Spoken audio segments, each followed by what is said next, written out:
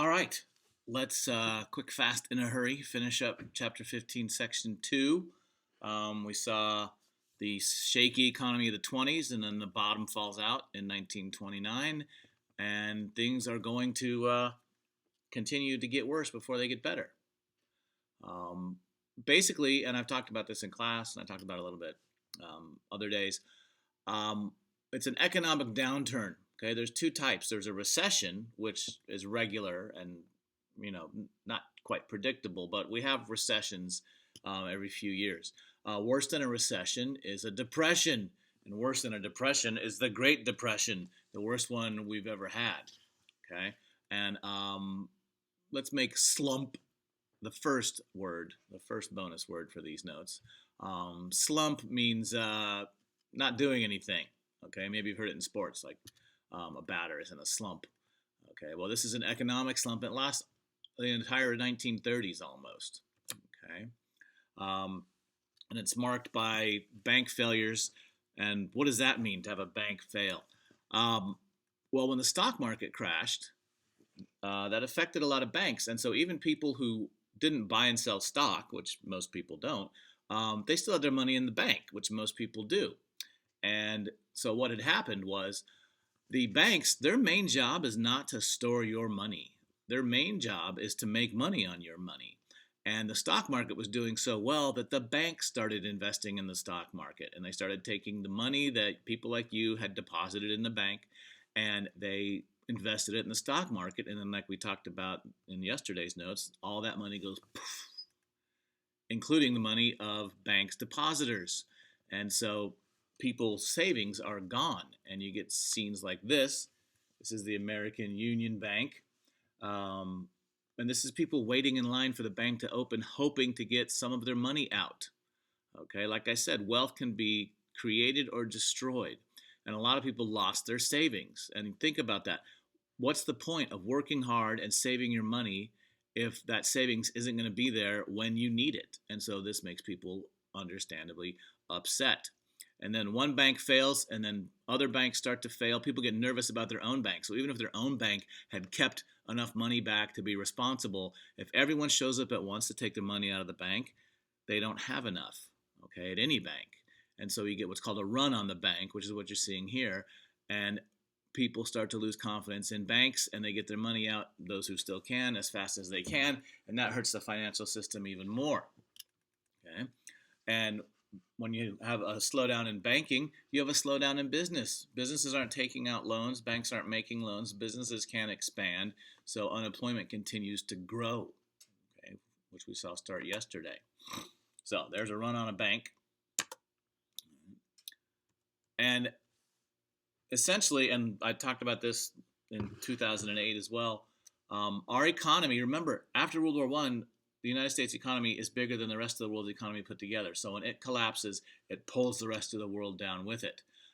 Remember, in 15.1, we had the Dawes Plan, and eventually we'll have what's called the Young Plan that links all of the economies together. The U.S. loans money to Germany. Germany pays Britain and France. Britain and France pay back the U.S. Big circular deal. Well, when the bottom falls out in the U.S., it drags Germany and Austria down with it, and that drags Britain and to a lesser extent France down with it.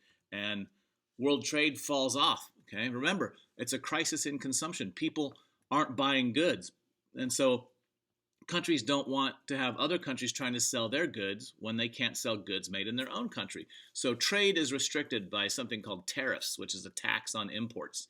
And so every country taxes every other country to try to keep them from having to compete with their goods. And so trade falls off completely. And you see here, like in the ship, this is a cargo ship called the Emmanuel, and you can see that it's floating pretty high in the water. All right, that's because it's empty. There's nothing on it. All right, worldwide trade falls off drastically, and you'll learn in econ in 12th grade, trade is one of the main ways to have a better quality of life, and the Depression brings it to a halt. And so that creates more unemployment, more unhappiness, and things just get worse. Essentially, the more closely tied your economy was to the U.S. and the more industrialized your economy was, the worse the Depression was for you. So it's very bad for Germany and Austria. We'll talk about Britain in a minute. and Germany and Austria suffer greatly, and eventually that suffering goes to Asia and Latin America, and we'll start to see protests in Germany. Remember, we had protests back in the 20s when they had the hyperinflation. Well, now in the early 30s, we have protests in Germany. And here you see one. This is a pro-communist protest in Germany, and people are saying we want to join the party of Lenin or the Communist Party, okay? Or Germany would be protected by being like the Soviet Union. And so we get a lot of pro-communist rallies, which scares the crap out of people. And so we'll see the effect of that tomorrow. But people start to take to the streets, and essentially liberalism, which worked for a little bit again in the 20s, people question it. Liberalism, capitalism, the whole thing.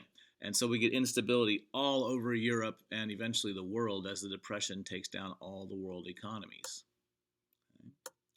So Britain and the United States are going to take steps to improve the economy, and their civilization or their society is not going to be turned upside down.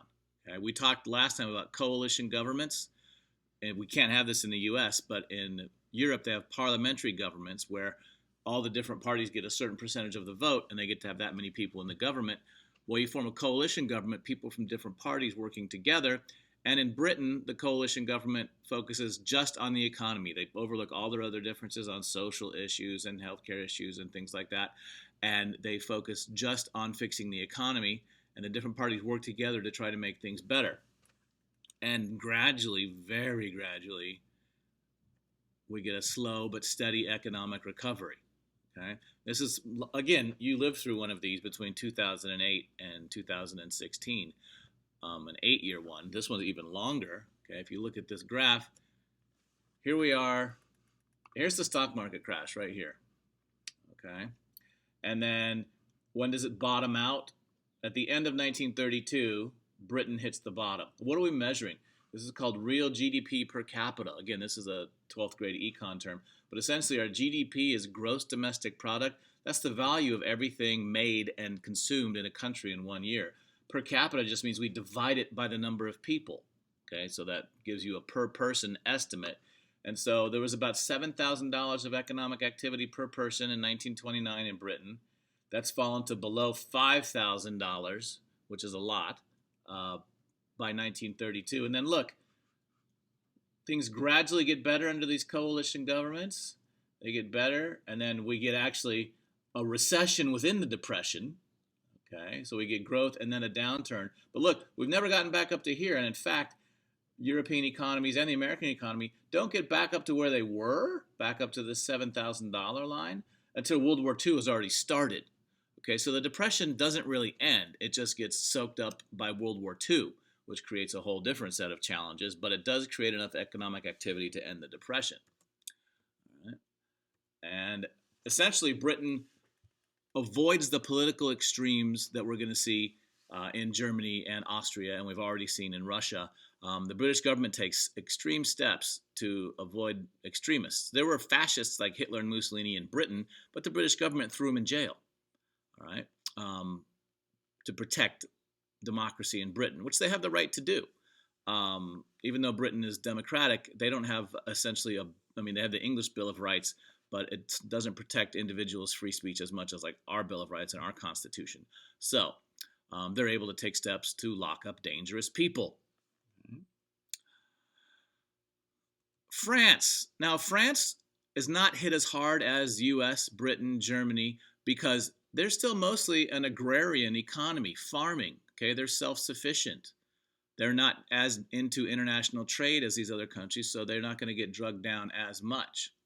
And they do have a recession, or even a depression, but just not as bad as all their neighbors.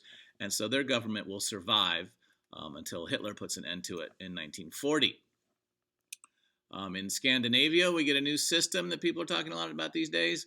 An expanded public works and social safety net type stuff, unemployment insurance, free education, free healthcare, all of that, because these are small, racially unified countries that are able to do this, and so they are able to take care of their own people. In the United States, we get a change. The Republicans had ruled throughout the 20s, as you learn next year, but when the Depression hits, people vote in a Democrat, and the first Democrat since Wilson back in World War I times. And his name is Franklin Delano Roosevelt, and he's from one of the American royal families of politics. Teddy Roosevelt, his cousin, was president. His wife, Eleanor Roosevelt, his cousin, is his first lady. There are a ton of Roosevelts in politics. And he becomes the president. And as again, this is more next year type stuff, he's going to greatly expand the U.S. government's role in the economy.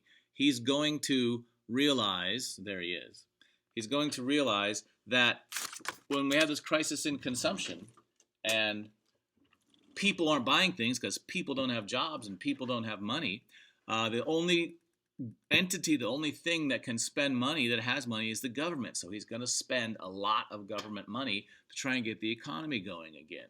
And he's going to call that the New Deal. And the New Deal is going to be the American plan to reform the economy. It's going to create a lot of jobs by building a lot of stuff. They're going to electrify the South. They're going to build dams. The California Department of Forestry shoots out of the Civilian Conservation Corps. They rebuild forests. They build schools and public buildings. A lot of the buildings, not so much around Valley Center, but there's a lot of buildings around that were built as part of the New Deal to get people back to work. That's still controversial to this day, but it does pull the U.S. out of the depths of the Depression, and then gradually the U.S. gets better, like the graph you saw for Britain, until World War II comes along. All right. And so U.S., Britain, and France are going to make it through politically intact. Other countries are not. And we're going to see the rise of fascism in Italy and Germany, and that'll be next time.